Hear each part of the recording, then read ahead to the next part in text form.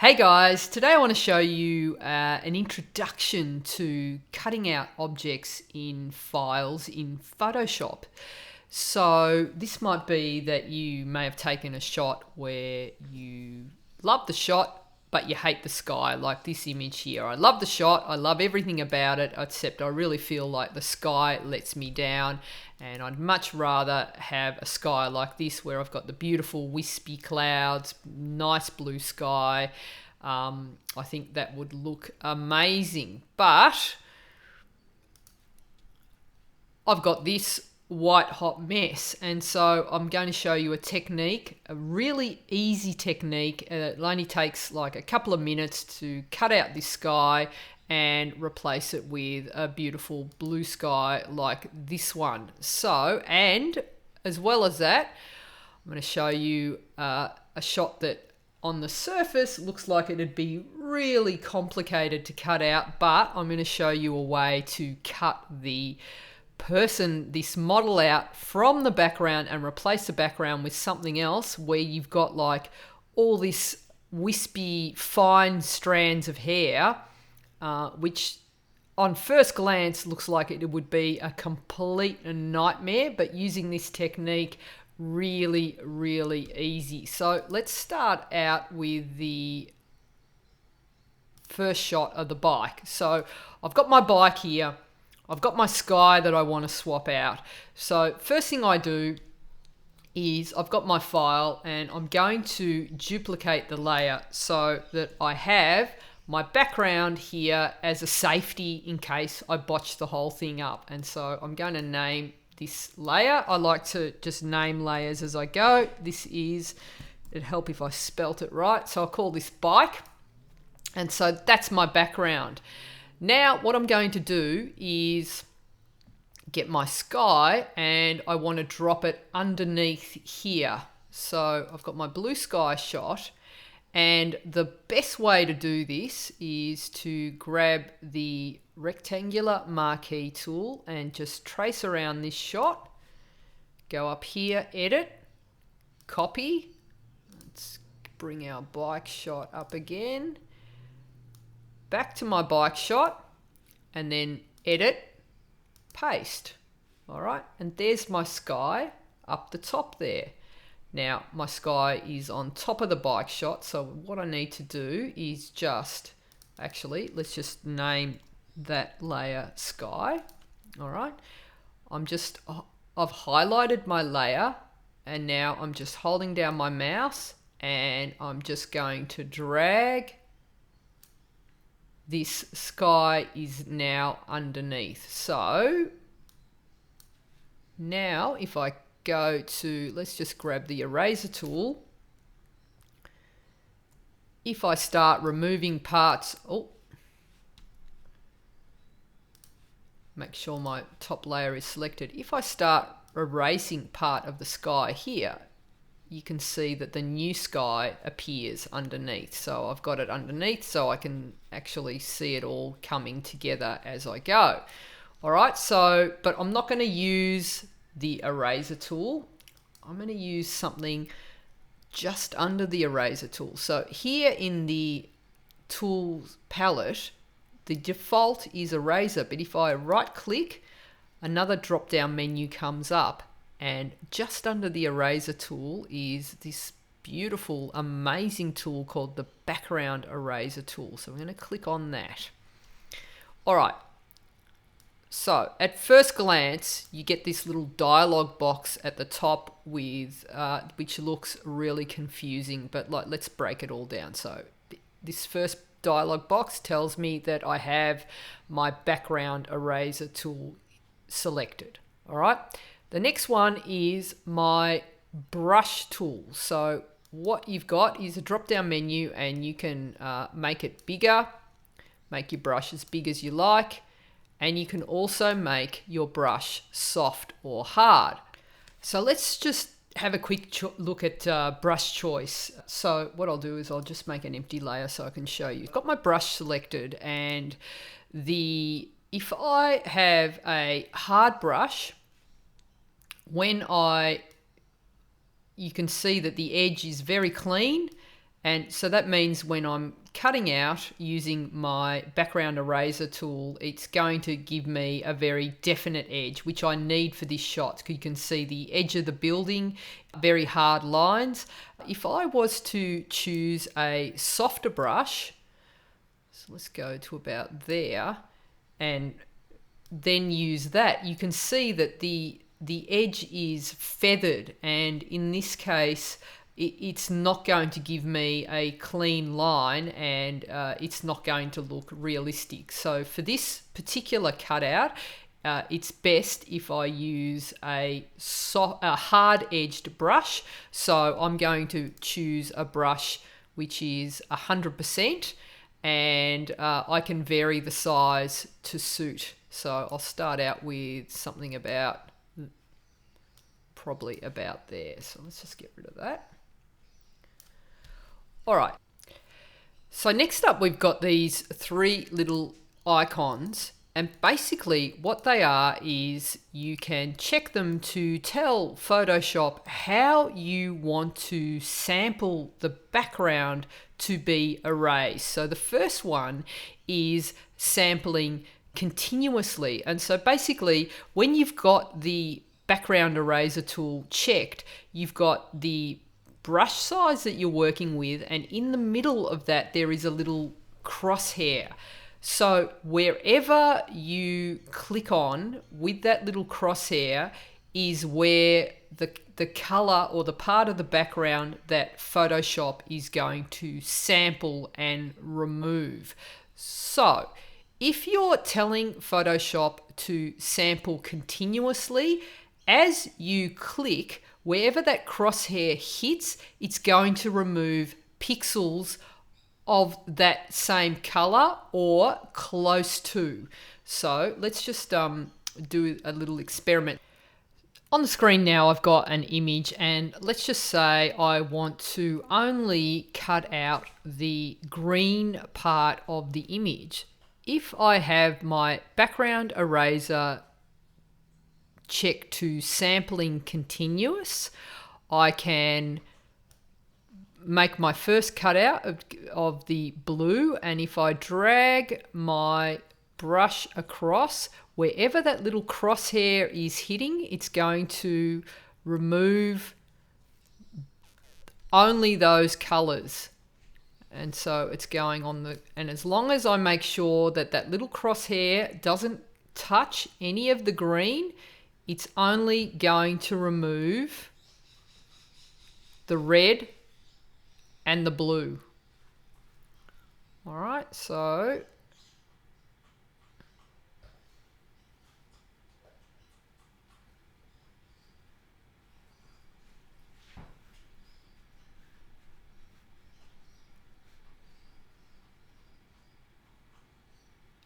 I'm just making sure that as I'm going, the little crosshair is not coming anywhere near the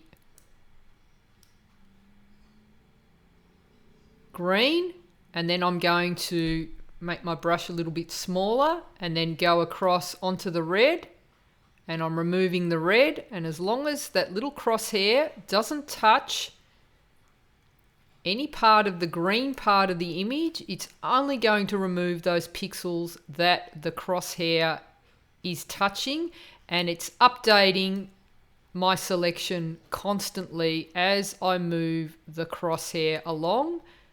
And now I'm left with only the green. And so that's with the continuous sampling.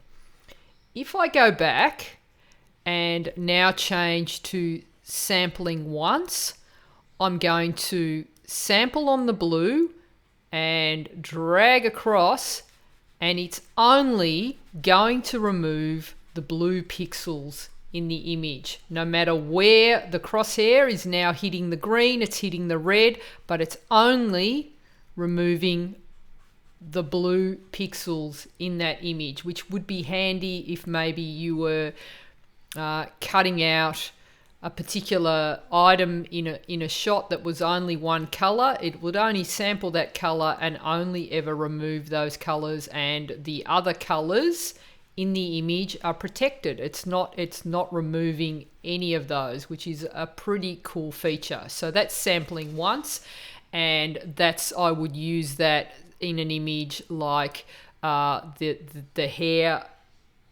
cutout that I'm going to do, which is only one image. All right, so let's have a look at these next checkbox, which is basically discontiguous and contiguous. And what they mean simply is that if I have my sampling once checked, and let's say I want to remove only the blue areas, if I've got discontiguous checked, and let's just say I do a sample here on the blue area, it's going to remove blue whether or not there is other pixels in the way. So wherever I sample the blue, it's going to remove pixels. If I choose discontiguous, if I choose contiguous, I beg your pardon, and I try that again, if there are pixels in between the blue that I'm sampling and the next blue that's similar to that, it's only going to take out the blue in that area, and it won't affect any pixels underneath it where there is another color in between. And that might come in handy if you've got a landscape or something and you don't want to automatically remove all the pixels that are in the way. So that's contiguous, and if I press on discontiguous and just make my brush bigger, so now it'll take on that whole area. If I click on the blue, it's going to remove all of the blue. So let's just go back and do that again.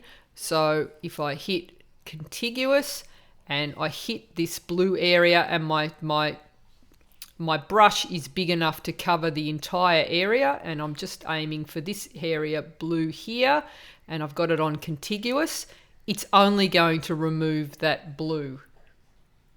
If I go back and change that to discontiguous and hit on that blue again, it's going to remove that blue and any other blue, even if there are pixels in the way.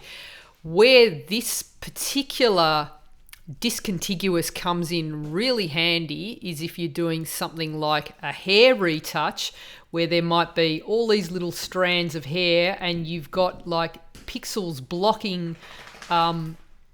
You've got your area selected, but you want to remove all of the hair. It's going to get in and get rid of all those little areas of hair. So that's where it comes in really handy. So let's just go back to that and back to where we were. All right, so the next one I want to talk about is tolerance, and this is going to have an effect on how sensitive this little crosshair is to picking areas to remove. So it's probably best if I go back to this particular retouch, and if let's just go back to the start here.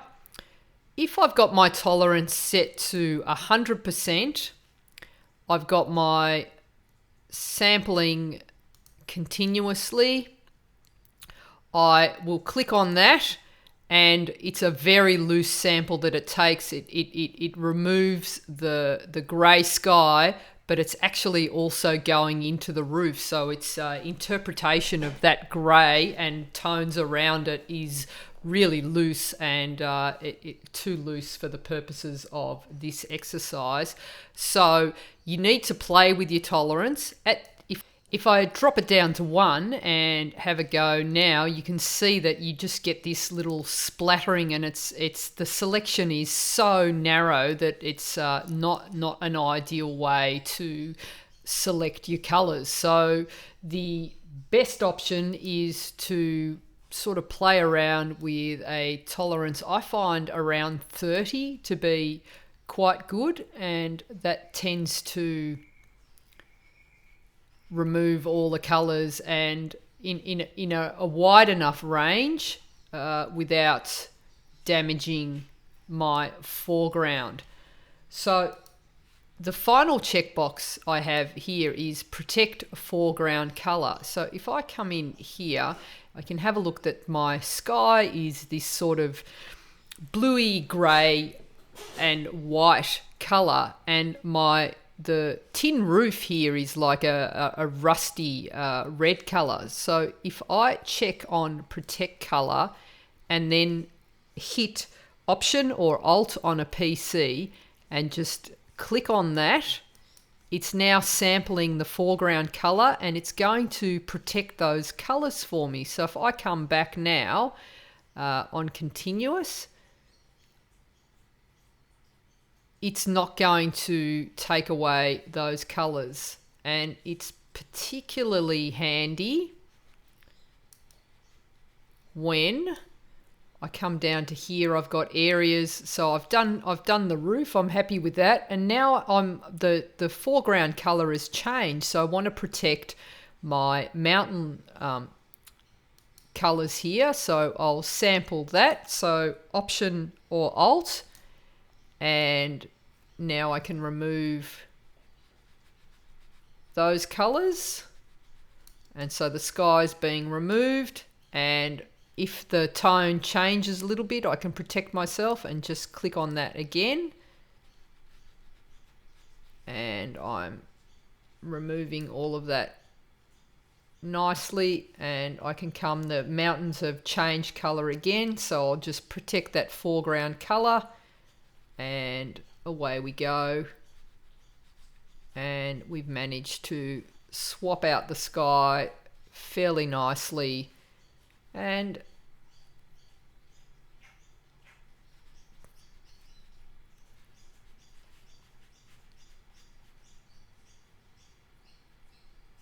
there we go. And all right, now if you accidentally make a mistake like I just did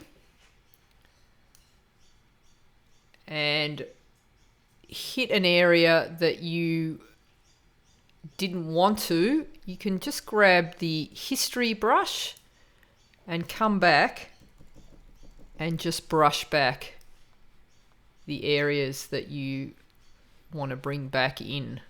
So it's a bit of a trial and error, but as I said, this is a good way to sort of get into cutting out and replacing background. So just make sure that this roof line is nice and clear. And I'll just bring up my opacity and flow so I can bring back all those areas. So you can see that I've accidentally come in on the side, and I've knocked more of the roof off that I wanted to, and some of the mountain. And now I'll just come back and get this little color here. So got rid of that, and there we go. So we've now got a new sky swapped out. That's what it was before, and that's what it is now. And if I want to, I can continue on and retouch that just to make it all match. And the way I do that is maybe to add a curves adjustment layer and maybe just make it a little bit darker overall so it all blends in.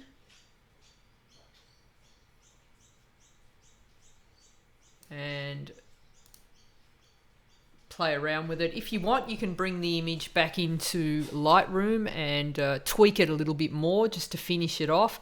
I also, something that brings the whole image together when I'm doing something like this is to add a photo filter, and it sort of matches the lighting overall, so you can warm the lighting up, and it seems to make it all mesh together a bit nicer. So, and if you wanted to, out of the skin retouch pack that I gave you as a free download, you can use the Dodge Burn layer on top of that, and maybe with a brush you can brush in some areas, burn and dodge.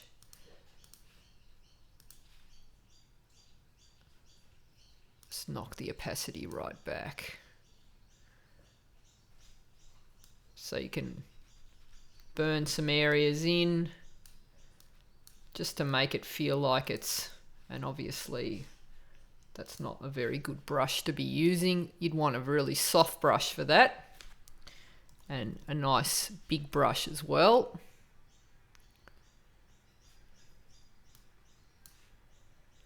So I've got a nice soft brush, and I can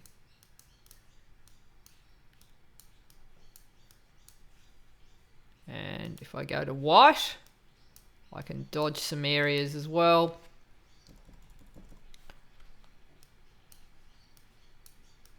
But if you feel more comfortable, you could also do this in Lightroom as well and then finish it off. So and with any of these adjustments as well, you can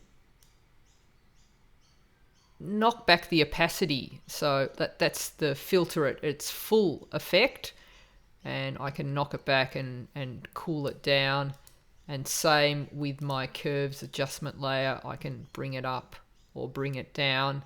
I've probably gone a bit complicated, but I've shown you that simple way to cut out the sky, good little way to get introduced. But now I want to show you the hair. So here it is. I've got all this hair on a plain background. So I'm going to get my background eraser. So before I do that, I'm going to duplicate my background.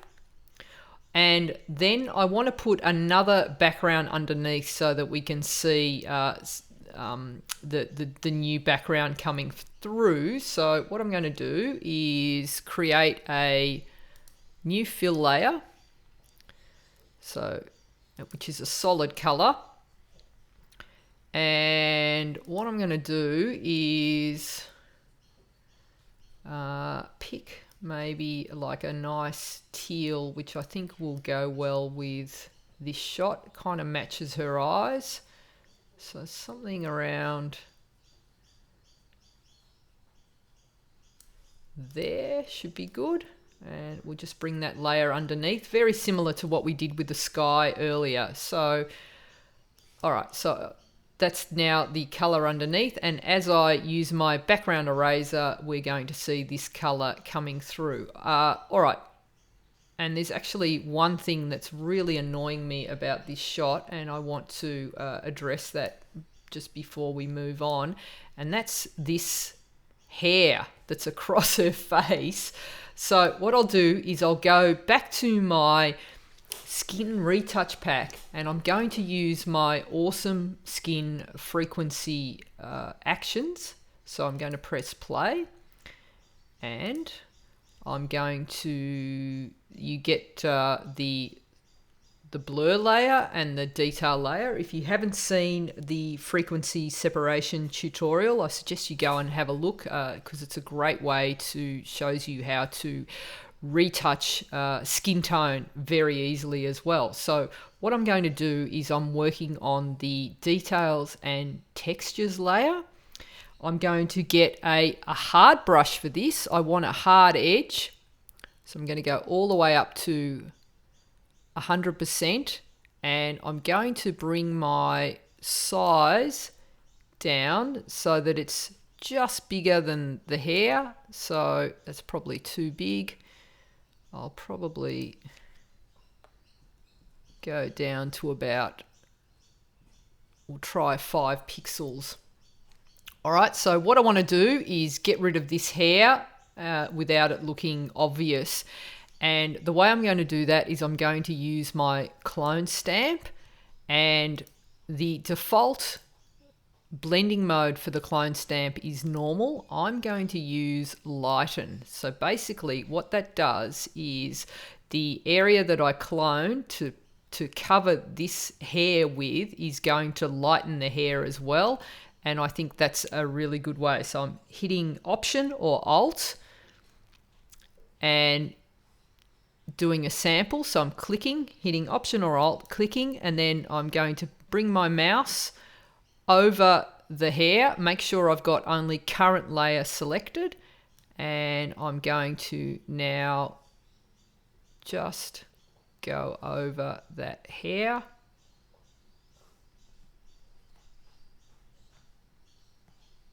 And that's doing not a bad job of getting rid of the hair.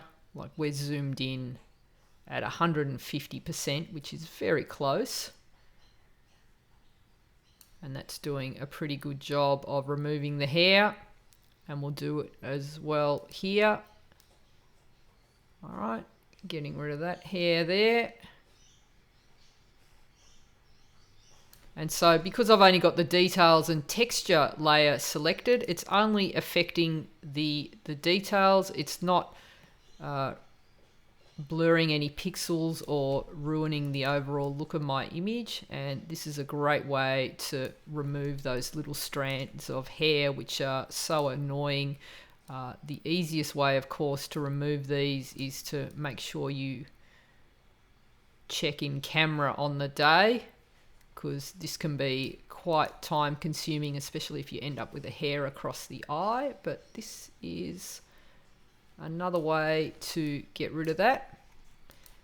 And if you're doing this for reals, you'd really take your time, and I probably would have a slightly bigger brush. But that's doing a pretty good job there. And while I'm here, I might just get rid of a couple of other little spots as well. There we go. Oh my God. And you can get so carried away with this. I'm going to leave those because I become a bit obsessive. So we've managed to get rid of the hairs there. There's another one here. So that's what happens when you get a wind machine happening. So what we'll do now is we will merge these layers. All right, so now I'm ready to start with my background eraser. So I'm selecting my background eraser tool. This time I've got a plain background, so I'm going to select the sampling once option. I'm going to choose discontiguous because I want to get into these little areas of hair. I'm going to keep my tolerance at around 30%. I'm going to bring my brush size up. All right. And now I want to make sure that I protect my foreground color. So the first thing I'm going to do is sample. So we'll do this side first. So I'll sample this area here, and you can see there that it's come up. All right, I'm going to bring my tolerance up to 40% because I've got this flat area. I'm going to click down once. My finger is now holding down the mouse, and basically I'm just now going to move around the image. All right, I'm going to come across the other side, and you can see I've just come into the top of the head. I'll fix that in a minute, but basically I have now in one, like, what did that take? 20 seconds. I've now isolated that whole figure from the background. Now I'm just going to get my history brush and just come back and just fix that little area at the top of the head that I swiped. So the trick with this is to hold down the mouse. If you click, click, click, you're going to, it's going to change the settings, and it's going to make it much harder for you to do this. So that I'm really happy with. I've got my background selected, so that's where we were, that's where we are now. I've managed to pick up all the detail in the hair. And now if I want to change the color of the background, I just click on my background layer, and I can change it to purple, pink, orange, red, yellow, my least favorite color for a background. Some warmer autumn tones, that doesn't look too bad either. And I want to go somewhere closer to picking up the color in her eyes. That's a bit too fluoro.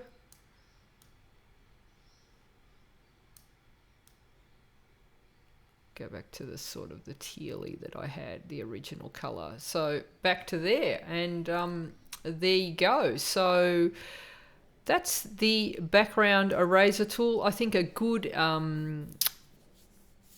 beginner's way to cut out images from the background, particularly something like this, which is usually really difficult. And if you just want to swap out a background color, you can do this really quickly and really easily.